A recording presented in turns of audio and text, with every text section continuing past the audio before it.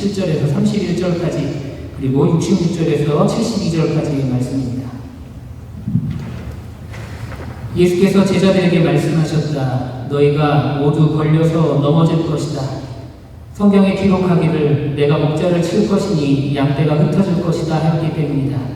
그러나 내가 살아난 뒤에 너희보다 먼저 갈릴리로 갈 것이다. 베드로가 예수께 말하였다. 모두가 걸려 넘어질지라도 나는 그렇지 않을 것입니다. 예수께서 그에게 말씀하셨다. 내가 진정으로 너에게 말한다. 오늘 밤에 닭이 2번 울기 전에 내가 3번 나를 모른다고 할 것이다. 그러나 베드로는 힘주어서 말하였다. 내가 선생님과 함께 죽는 한이 있을지라도 절대로 선생님을 모른다고 하지 않겠습니다. 나머지 모두도 그렇게 말하였다. 66절입니다. 베드로가 안뜰 아래쪽에 있는데 대제사장의 한역 가운데 하나가 와서 베드로가 불을 쬐고 있는 것을 보고 그를 빤히 노려보고서 말하였다. 당신도 저 나사렛 사람 예수와 함께 다닌 사람이지요? 그러나 베드로는 부인하여 말하였다. 내가 무슨 말을 하는지 나는 알지 못하고 깨닫지도 못하겠다. 그리고 그는 바깥으로 나갔다. 그 하녀가 그를 보고서 그 곁에 서 있는 사람들에게 다시 말하였다. 이 사람은 그들과 한패입니다. 그러나 그는 다시 부인하였다. 조금 뒤에 곁에 서 있는 사람들이 다시 베드로에게 말하였다. 당신이 갈릴리 사람이니까 틀림없이 그들과 한패일 거요. 그러나 베드로는 저주하고 맹세하여 말하였다. 나는 당신들이 말하는 그 사람을 알지 못하오. 그러자 곧 닭이 2번 울었다.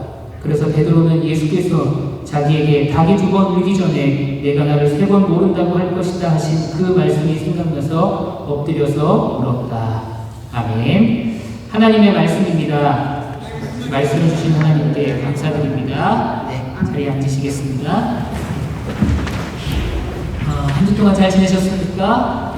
한 주간의 삶이 또 매일매일의 삶이 여러분들에게 늘 하나님의 은혜가 충만한 그런 삶이 되기를 소망합니다. 오늘 마가복음 36번째 시간이고요. 실패와 회복을 경험한 사람 베드로, 그냥 여기서 끝나는 게 아니라 1번이라는 번호가 붙습니다. 다음 주에 이 베드로에 대해서 한 번 더 두 번째 말씀을 다룰 거고요. 오늘 함께 이 베드로에 대한 말씀을 함께 나누겠습니다. 여러분 혹시 회복 탄력성이라는 말을 들어보셨는지 모르겠어요. 회복 탄력성. 이 심리학 분야에서 최근 몇 년 전부터 좀 많이 이렇게 사용되고 거론되는 단어 중에 하나인데, 이 문자적인 뜻은 크고 작은 다양한 역경과 시련과 실패에 대한 인식을 도약의 발판으로 삼아 더 높이 뛰어오르는 마음의 근력을 의미한다 라는 뜻이에요. 그러니까 이 회복 탄력성이 높은 사람이 있는데 그런 사람일수록 실패와 역경을 딛고 다시 일어설 수 있는 가능성이 높다는 거죠. 그러니까 우리가 인생을 살면서 큰 실패를 경험하지 않는 것이 좋겠죠. 우리가 인생 살면서 실패를 경험하지 않으면 좋겠죠. 그렇지만 우리 인생 가운데는 늘 실패와 역경이 찾아오게 되어 있습니다. 그런 상황에서 이 실패를 이겨내는 회복 탄력성이 우리에게 충분히 있어야 함을 여러분들이 늘 마음속에 간직하게 되시기를 소망합니다. 이 회복 탄력성을 높이는 방법에 대해서 여러 가지 저서들이 나오기 시작했고요. 그리고 연구들, 논문들 이런 것들이 많이 발표가 되었어요. 제가 접한 한 연구 중에서 굉장히 흥미로운 연구가 하나 있었는데, 그게 뭐냐면 이 회복 탄력성을 높이는 방법 중에 우리가 쉽게 할 수 있는 방법이 뭐냐면 글쓰기라는 거예요. 글쓰기. 이 최옥정이라는 작가가 이 글쓰기와 회복 탄력성에 대해서 이야기를 강연을 했었는데, 글쓰기는 분노를 잠재우고 현재 자신의 상태를 스스로 파악할 수 있도록 도와준다. 자신의 근본을 되돌아보면 더 이상 방전하지 않는 시스템을 갖추게 된다. 그렇게 말하고 있습니다. 그러니까 여러분, 우리가 요즘에는 글을 많이 안 쓰는 시대를 살고 있잖아요. 우리가 예전에는 매일매일 일기도 쓰고 그렇게 하루를 되돌아보면서 일기도 쓰고 이제 그랬었는데, 요즘은 글을 많이 쓰지 않는 것 같아요. 그런데 이 작가는 글쓰기가 회복 탄력성을 높이는 데 굉장히 큰 도움이 된다라고 그렇게 이야기를 합니다. 이와 관련해서 제가 이 말씀을 준비하면서 한 가지 생각나는 게 있더라고요. 제가 한 2년 전인가 3년 전쯤에 아주 감명 깊게 읽은 책이 하나 있었습니다. 그 책의 제목이 뭐였냐면 영혼을 치유하는 목회자의 글쓰기라는 책이 있어요. 여러분, 목사라는 직업에 대해서 여러분 어떻게 생각하십니까? 목사라는 직업은 뭐를 주로 하는 직업인 것 같아요? 여러분들이 저를 보면 저 사람은 도대체 뭐를 주로 하는 사람일까 그렇게 생각하십니까? 생각 없으세요? 저를 보면 생각 없으셨나요? 목사는 물론 많은 사람들을 만나기도 하고 또 여러분들처럼 뭐 이렇게 우리가 예배를 인도하기도 하고 여러 가지 일을 하죠. 근데 목회자는요, 사실은 글을 접하는 사람입니다.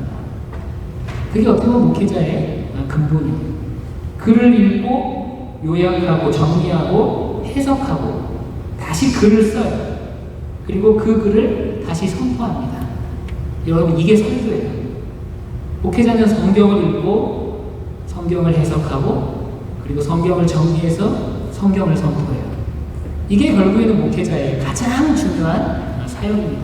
그러니까 제 사역 중에 제가 하고 있는 여러 가지 일 중에 가장 중요한 건 여러분들에게 말씀을 전하는 건데, 그 말씀을 전하는 건 결국에는 내가 글을 읽고 글을 써야 말씀을 전할 수 있다는 거죠. 여러분, 제가 그냥 말씀 전하지 않습니다. 저 다 글을 써와요. 저 원고를 이렇게 보여드리면 이렇게 글을 써와요. 글을 써야 말씀을 전할 수 있는 거예요. 이게 목회자의 가장 중요한 일이라는 거죠.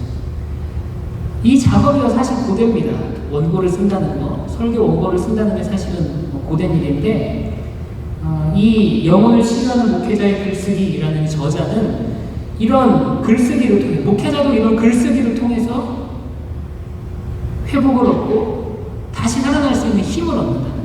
그러니까 이게 제가 말씀을 준비하면서 깨달은 건, 목회자도 글을 쓰면서 회복 탄력성을 높이는 거예요. 설교 원고를 작성하고 설교 원고를 묵상하면서 회복 탄력성을 높이는 거죠. 그게 좀 이렇게 연관이 되더라고요. 심리학과 또 신앙이 이렇게 연관되는 그런 접점을 발견할 수가 있었습니다. 여러분들 개인적으로 이 회복 탄력성을 높이기 위한 어떤 일을 하고 계십니까? 우리 예수사랑교회 신앙생활을 통해서 여러분들이 이렇게 나와서 함께 예배하고 조모임을 하고 서로 나누는 그런 신앙생활을 통해서 여러분들이 그런 회복 탄력성을 높일 수 있는 그러한 것들을 발견할 수 있게 되기를 간절히 소망하고요.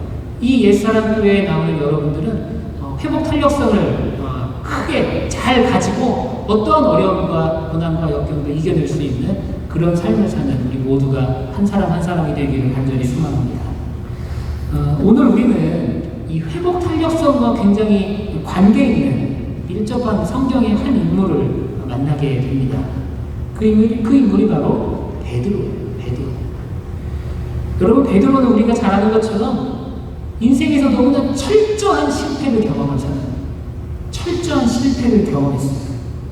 그렇지만 그 철저했던 실패를 극복하고 회복한 또 그런 대표적인 인물이기도 합니다. 베드로의 실패와 회복의 과정을 통해 우리는 우리에게 주시는 하나님의 메시지가 분명히 있음을 알게 되고요. 그리고 그것이 우리에게 신앙의 도전이 됐다는 걸 알게 됩니다. 오늘은 우리가 먼저 이 베드로의 실패에 대해서 살펴보려고 해요. 베드로는 왜 실패했을까? 여러분, 베드로가 왜 실패했을까? 사실 베드로의 배경을 보면 그는 실패할 수 없는 사람 아닙니까?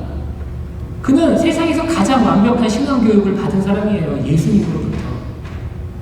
여러분, 우리는 그 예수님에 대한 사역을 지금 글로써, 성경이라는 글로써 읽으면서도 우리는 그렇게 신앙생활을 이어가고 있는데, 베드로는요, 그걸 직접 다 본 사람이에요. 가장 완벽한 신앙의 교육을 받고 예수님과 동고동락하면서 예수님으로부터 말씀을 듣고 예수님의 기적을 직접 눈으로 보고, 그것뿐입니까? 이 베드로는 그냥 제자도 아니었어요. 예수님을 따르는 자 중에서 가장 선봉에 섰던, 수제자로 불렸던 그런 베드로. 그런데 베드로는 왜 실패했을까? 오늘 우리는 본문을 통해서 베드로가 실패할 수밖에 없었던 두 가지 이유를 함께 나눠보려고 합니다. 첫 번째는 비교의식 때문이었어요. 베드로가 넘어진 이유는요, 비교의식 때문이었어요. 본문을 통해서 발견할 수 있는 첫 번째 실패의 원인이 바로 비교의식입니다. 여러분 29절에 보면 그렇게 기록이 되어 있어요. 베드로가 예수께 말하였다. 모두가 걸려 넘어질지라도 나는 그렇지 않을 것입니다. 그렇게 말을 하죠. 여러분, 모두가 걸려 넘어질지라도, 이게 우리가 읽으면 이 모두가 라는 단어가 좀 그냥 이렇게 스쳐 지나가는데요. 다른 버전의 성경, 다른 번역본의 성경에서는요, 다른 사람들은 넘어질지라도, 다른 사람들은 실패할지라도 이걸 굉장히 강조하고 있어요. 그러니까 예수님께서는 본문을 통해서 우리에게, 제자들에게 뭐를 말씀하고 계시냐면, 제자들 모두가 실패할 거라는 거예요. 다 넘어질 거라는 겁니다. 다 예수님을 부인할 거라고 그렇게 말씀하고 있죠. 다 예수님을 버릴 거라고 그렇게 말하고 있어요. 말씀하고 있어요.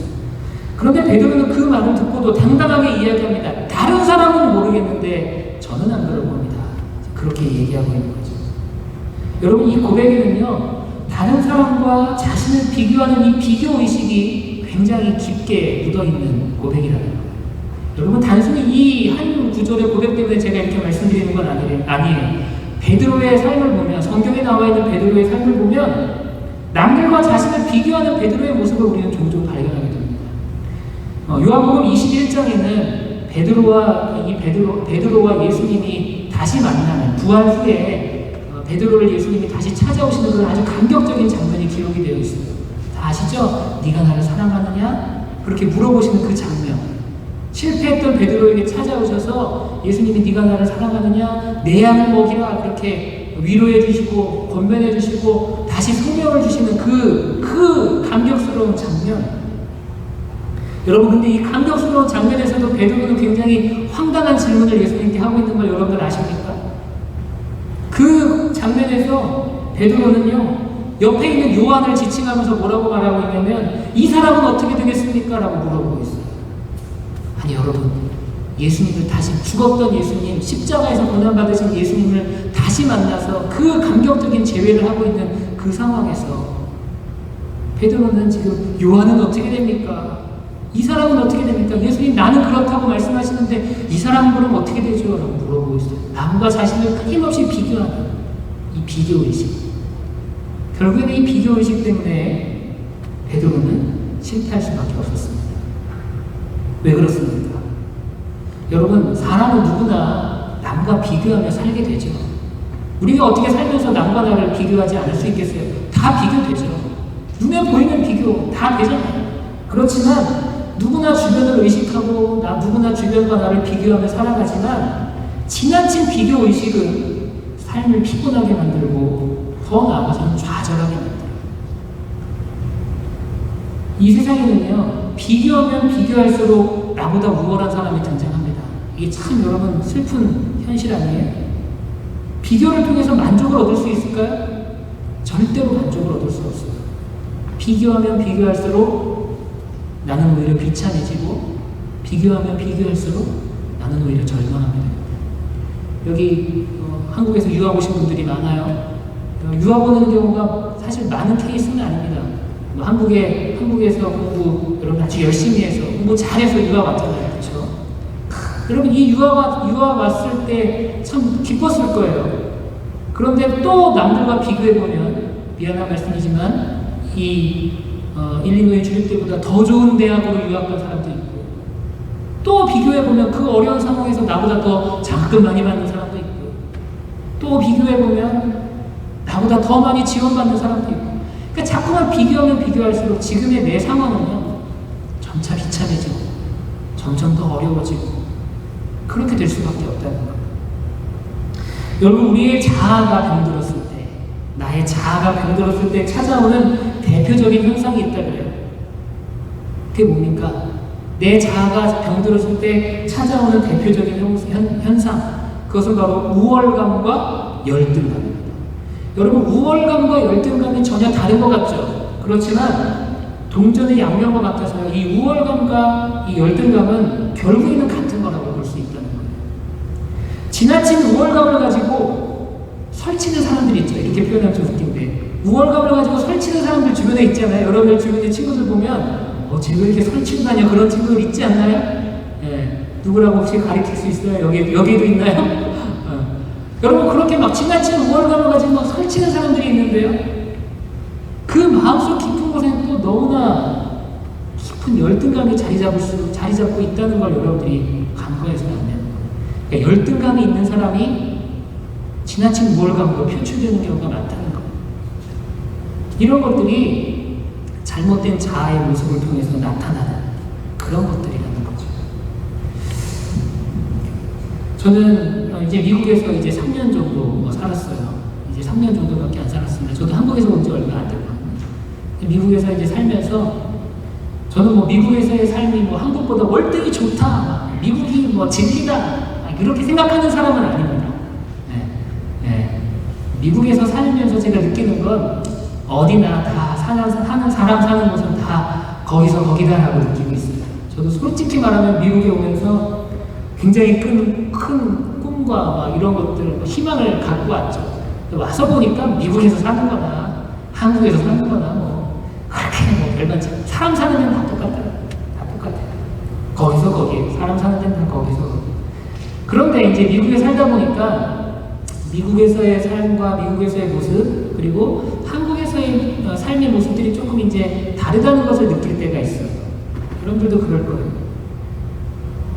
한국과 미국에서의 삶 중에서 제가 느끼는 것 중에 좀 크게 제가 좀 많이 느꼈던 건 어떤 문화의 차이가 있냐면 이 자동차에 대한 문화의 차이가 있더라고요. 자동차. 한국 사람들은 저도 그런데 자동차를 통해서 나를 나타내려고 하는 경향이 있어요. 여러분 그거 아시나요? 네. 그래서 한국 사람들은 큰 차를 선호합니다. 큰 차를 선호하고요. 더 나아가서 차량의 교체 주기가 굉장히 짧아요. 새 차를 사고 10년, 15년 타는 게 아니라 새 차를 사면 한 5년 정도 타다가 바로 중고차로 팔고 다시 새 차를 구입하고. 그러니까 차량의 구입 주기가 굉장히 빠릅니다. 교체 주기가 굉장히 빨라요. 그러니까 자동차를 통해서 타인과 나를 조금 비교하는 의식이 조금 강한 것 같아요. 뭐 이게 뭐 맞다 아니다 뭐 제가 어디서 연구를 통해서 느끼는 건 아니고요. 제가 느끼는 거예요. 그런데 미국은요, 남을 의식하기 전에 내 필요에 의해서 차를 사는 경우가 많은 것 같아요. 그러니까 내 형편, 내가 필요한 모델, 내가 필요한 차, 내 형편에 맞는 차를 그냥 먼저 구입해서 타는 거예요. 그 필요와 형편이 사람마다 다 다르죠. 그러니까 사람마다 선호하는 차도 다르고 타고 다니는 차도 굉장히 다양하게 나타나고요. 심지어 여러분 여기 그레이스트릿 한번 이렇게 보십시오. 그러면 야, 저 차가 굴러가나 싶을 정도로 오래된 차들도 굴러다녀요. 미국은. 야, 어떻게 저 차를 타고 다녀요? 한국 같으면 저거 창피해서 못 타고 다닐 텐데. 그런 차들만 굴러다녀요.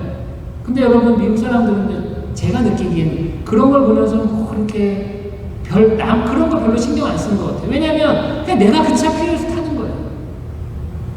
내가 돈이 좀 적으니까 그냥 낡은 차 사서 타는 거예요. 그게 내 필요고 내 형편인 거예요. 남을 별로 의식하지 않아요. 차를 고르는 데 있어서. 이런 점은 좀 우리도 조금 우리에게도 좀 있어야 되는 부분이 아닐까, 그런 생각이 좀 들더라고요.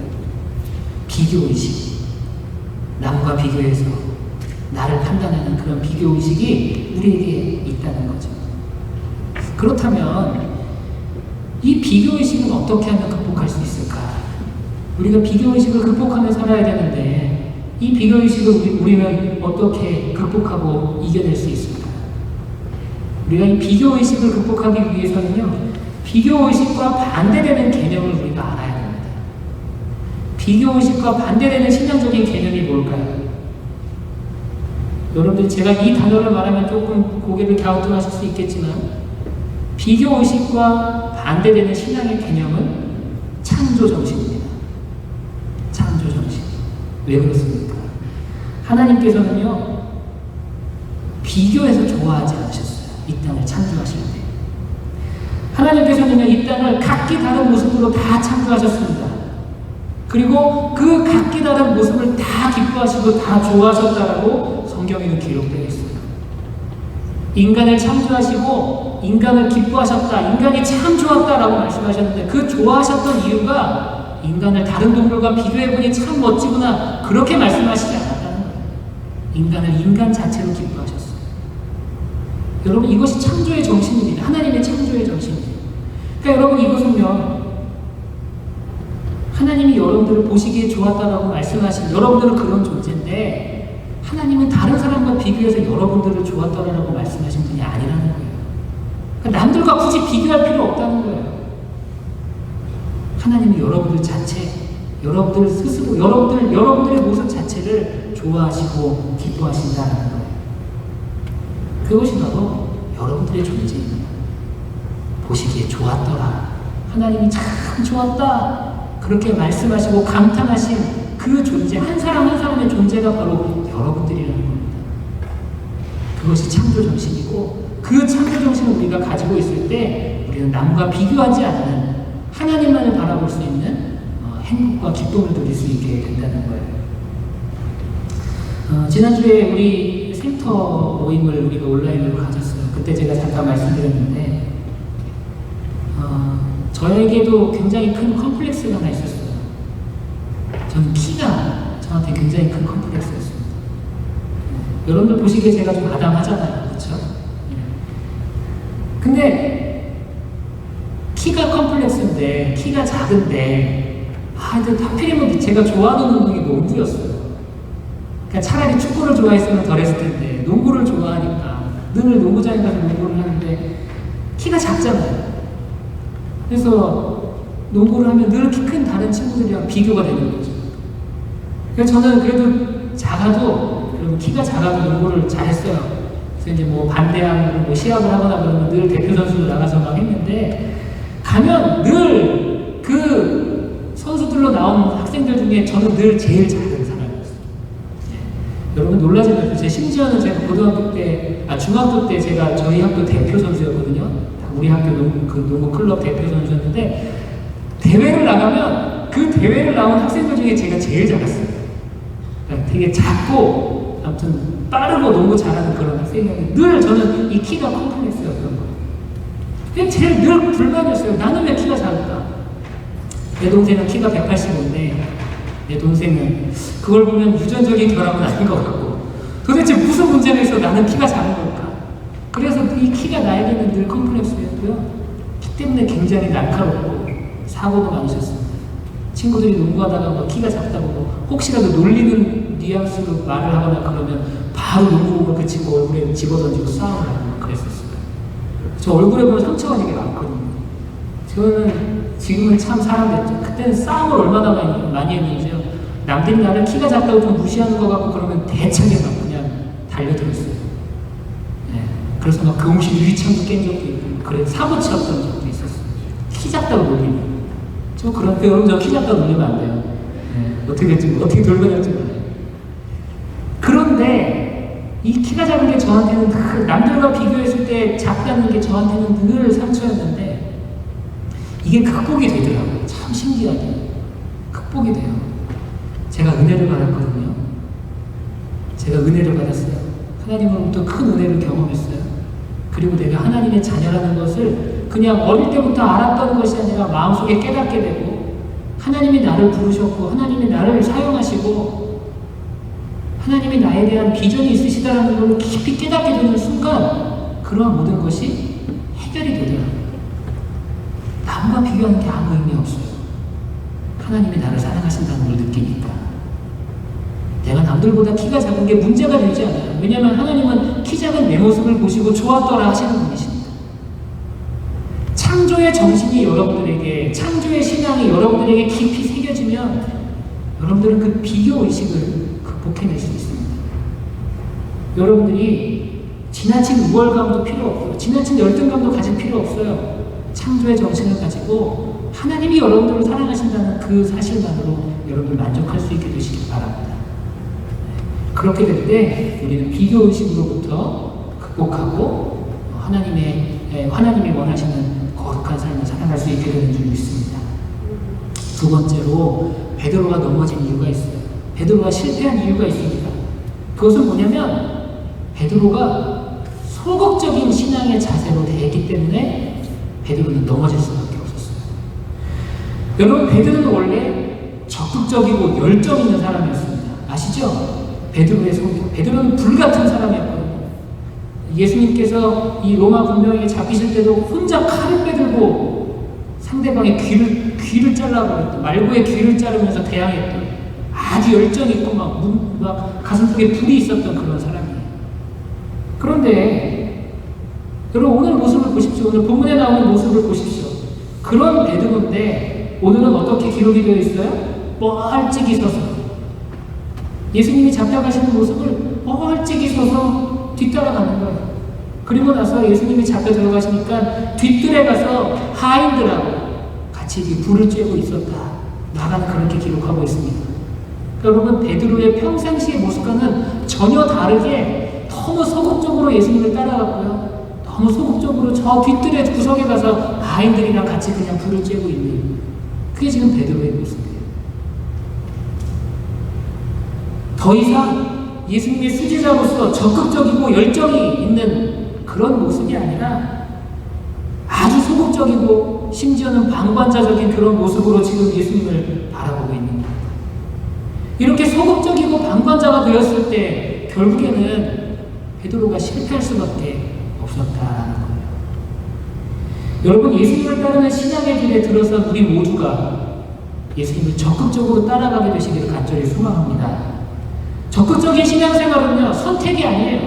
이건 필수입니다. 물론 사람마다 성격이나 성향은 좀 다를 수 있어요. 사람마다 성격이나 성향은 다를 수 있어요. 적극적인 성향을 아예 갖고 있는 분들이 있죠. 아예 사람들 앞에서 막 나서서 막 이렇게 리드하고 그런 성격을 가진 사람이 있고요. 반대로 그냥 난 조용히 있고 싶은 그런 성향을 가진 사람이 있어요. 여러분 모든 사람이 막 다 앞에 나와서 막 나서서 하라는 게 아니에요. 제가 말씀드리고 싶은 거.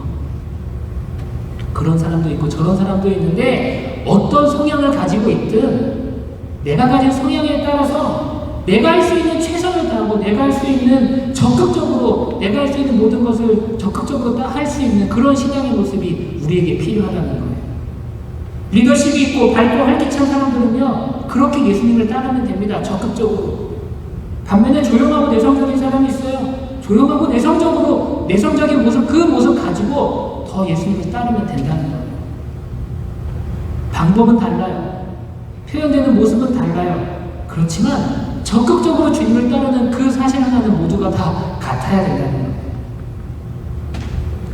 저와 개인적으로 아마 만나보신 분들은 아시겠지만 제 성향 자체도요 여러분들이 생각하는 어떤 목회자의 모습과는 상당히 거리가 있는 게 있습니다.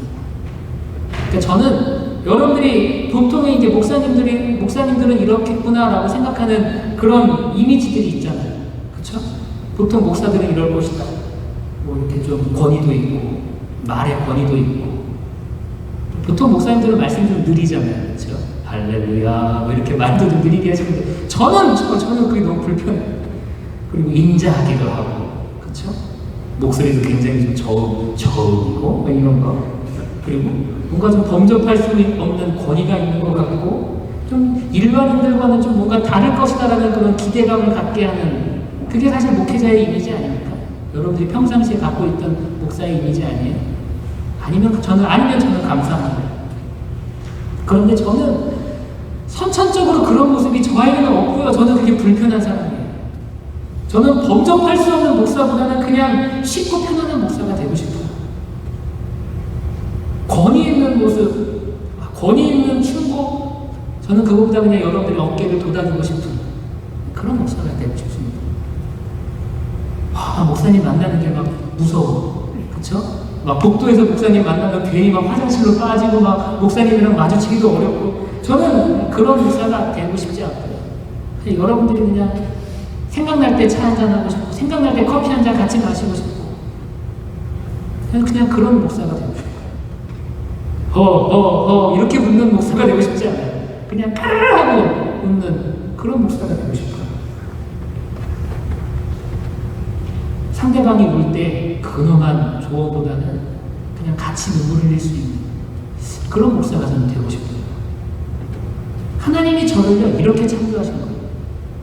하나님이 저를 이렇게 이 성향을 갖고 살게끔 만드셨고요.